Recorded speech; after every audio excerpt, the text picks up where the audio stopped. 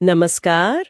आज हम भारत के स्वतंत्रता संग्राम मतलब 1857 से 1947 तक के सफर पर बात करने वाले हैं और इसके लिए हम देखेंगे किताब भारत का स्वतंत्रता संग्राम 1847 से 1947 के कुछ खास पॉइंट्स। हाँ, और कहते हैं कि ये किताब ना बिल्कुल असली सोर्सेज पर बेस्ड है। मतलब जो उस टाइम के लोग थे उनके इंटरव्यूज वगैरह भी हैं इसमें। हाँ, तो मतलब ये काफी भरोसेमंद मानी जाती है।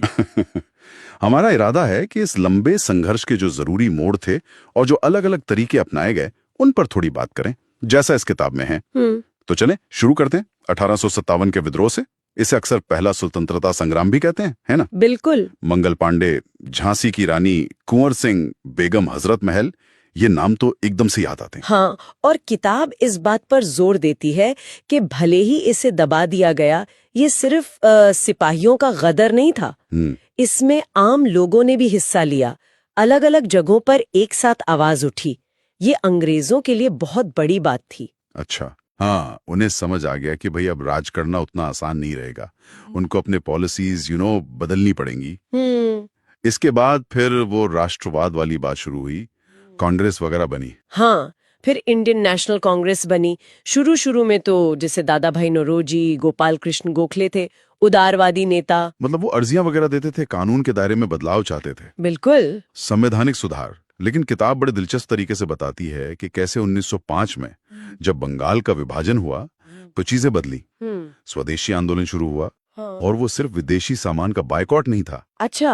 किताब में जैसे कुछ किस्से हैं वो बताते हैं कि ये आत्मनिर्भरता का, अपने देश पर गर्व करने का प्रतीक बन गया है। हाँ। और इसी माहौल में फिर वो लाल बाल पाल जैसे नेता सामने आए। लाला लाजपत राय, बाल गंगाधर तिलक, बिपिन चंद्र पाल। हाँ, सुना है। वो ज्यादा गर्म माने जाते थे। हाँ, वो ज्यादा मुखर थे। वो कहते थे कि अब अर्जियों से काम नहीं चलेगा, हमें सीधे जनता के साथ मिलकर एक्शन लेना होगा। तो ये एक तरह से रणनीति बदली। तो मतलब सिर्फ नेताओं की बात नहीं, आम लोगों में भी सोच बदल रही थी। बिल्कुल। फिर महात्मा गांधी आए। उनके आने से तो कहते हैं सब कुछ बदल गया। हाँ, गांधी जी का आना तो एक टर्निंग पॉइंट था।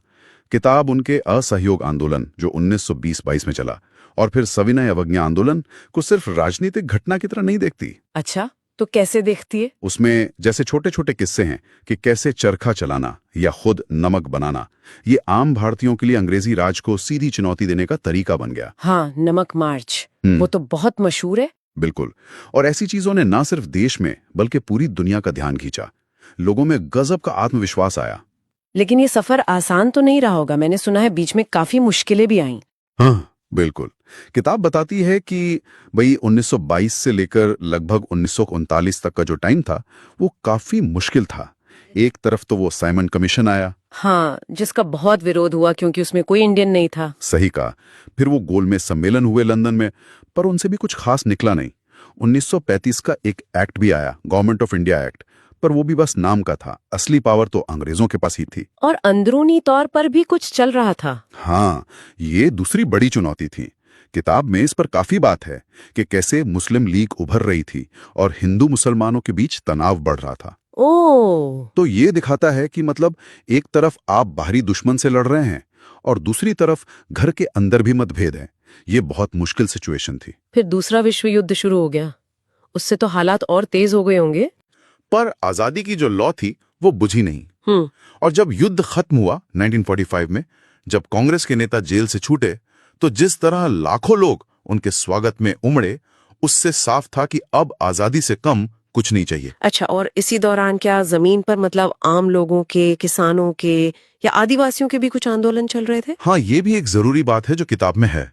मतलब मेन पॉलिटिक्स के साथ साथ तिभागा आंदोलन था बंगाल में, तेलंगाना में था, केरल में पुन्नप्रा वायलार। ये किसान और आदिवासी आंदोलन थे। हो सकता है इनका सीधा निशाना ब्रिटिश सरकार न हो, पर ये जमींदारों के शोषण के खिलाफ थे और इन्होंने भी वो अंग्रेजों के खिलाफ वाला माहौल बनाने में मदद की। समझ गई।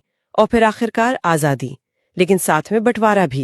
हाँ, युद्ध के बाद बातचीत हुई, कैबिनेट मिशन आया, वो फेल हो गया, फिर दंगे बहुत बढ़ गए। उसी दबाव में फिर माउंटबेटन योजना आई और भारत और पाकिस्तान का बंटवारा तय हो गया। 15 अगस्त 1947 को हम आजाद तो हुए, लेकिन बंटवारे की कीमत पर। हाँ, और वो बहुत भयानक त्रासदी थी।